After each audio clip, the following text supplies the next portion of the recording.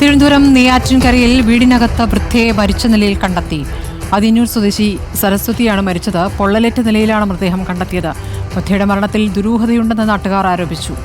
റിനു ശ്രീധർ വിവരങ്ങൾ നൽകും. റിനു, എപ്പോഴാണ് ഇവരെ മരിച്ച നിലയിൽ കണ്ടെത്തിയത്? എന്താണ് ഇപ്പോൾ നാട്ടുകാർ പറയുന്നത്? പോലീസ് സംഭവസ്ഥലത്തേക്ക് എത്തിയോ?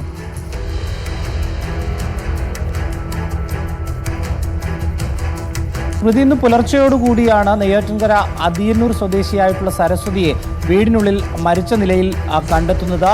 മകൾക്കൊപ്പമായിരുന്നു താമസം. ഇവർക്ക് മാനസിക അസ്വസ്ഥത ഉള്ളതായിട്ട് ആണ് നാട്ടുകാർ പറയുന്നത്. നിരന്തരം മക്കളുമായി വഴക്കിടുമായിരുന്നു.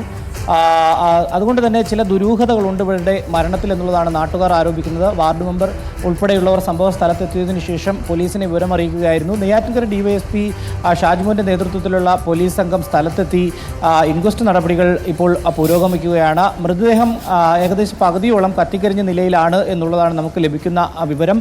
നാട്ടുകാർ ദുരൂഹത ആരോപിക്കുന്നുണ്ടെങ്കിലും പോലീസ് കൃത്യമായി അന്വേഷണം നടത്തിയതിനു ശേഷമേ എന്തെങ്കിലും പറയാൻ കഴിയൂ എന്നുള്ളതാണ് നെയ്യാറ്റിൻകര CI ഉൾപ്പെടെയുള്ളവർ പറയുന്നത്. എന്തായാലും വിരലടയാള വിദഗ്ധരും അതുപോലെ തന്നെ മറ്റ് സൈബർ വിഭാഗങ്ങളെല്ലാം തന്നെ സംഭവ സ്ഥലത്തെത്തി ഇപ്പോൾ അന്വേഷണത്തിലാണ്. മൃതദേഹം അല്പസമയത്തിനകം തന്നെ പോസ്റ്റ്മോർട്ടം നടപടികൾക്കായി തിരുവനന്തപുരം മെഡിക്കൽ കോളേജ് ആശുപത്രിയിലേക്ക് മാറ്റും എന്നുള്ള വിവരമാണ് നമുക്ക് ലഭിക്കുന്നത്. നേരത്തെ ഈ മാനസിക ബുദ്ധിമുട്ടുള്ളത് കൊണ്ട് തന്നെ നിരവധി ആശുപത്രികളിലൊക്കെ തന്നെ ഈ സരസ്വതി എന്ന് പറയുന്ന സ്ത്രീ ചികിത്സ തേടിയിട്ടുണ്ട് എന്നുള്ള വിവരവും ലഭിക്കുന്നുണ്ട്. എന്തായാലും നാട്ടുകാരിൽ ചിലർ ദുരൂഹത ആരോപിക്കുന്നുണ്ട്. സ്മൃതി, ശരി.